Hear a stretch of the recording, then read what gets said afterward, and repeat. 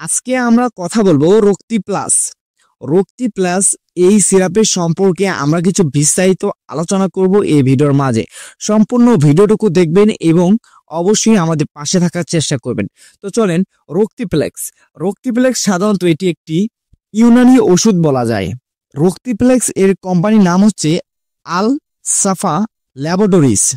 সাধারণত এই সিরাপটি আমাদেরকে বেশিরভাগই দেখবেন পিসি ডাক্তার দিয়ে থাকে। পিসি ডাক্তার বলতে যারা আমাদের গ্রাম অঞ্চলের ডাক্তার এবং যারা আমাদের হাট বাজারের ডাক্তার, সেই ডাক্তাররা কিন্তু আমাদেরকে এই রুচি সিরাপ হিসাবে এই রক্তিপ্লেক্স সিরাপটুকু আমাদেরকে দিয়ে থাকে।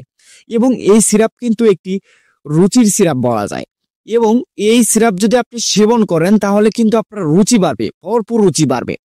আপনার যদি কোনো দুর্বলতা থাকে, রক্ত স্বল্পতা এবং পেট ফাঁপা, অর্জিন্নম ইত্যাদি সমস্যার ক্ষেত্রে কিন্তু এই রক্তিপ্লেক্স সিরাপটুকু খুবই ভালো কাজ করে।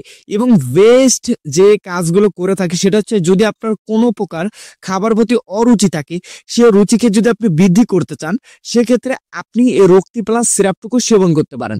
এবং রক্তি প্লাস সিরাপ যদি আপনি সেবন করেন তাহলে কিন্তু আপনার দেহে কিন্তু অনেক পরিবর্তন আসবে।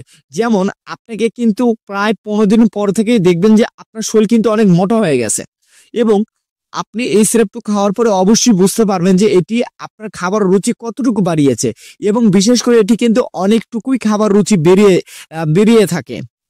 রক্তিপ্লেক্স এই সিরাপে খাওয়ার নিয়ম কি? সঠিক খাওয়ার নিয়ম: রক্তিপ্লেক্স 2 থেকে 4 চামচ দিনে 2 থেকে 3 বার সেবন করতে পারেন এবং ডক্টরের পরামর্শ নিয়ে তারপর সেবন করা কিন্তু অবশ্যই আপনার জন্য দরকার।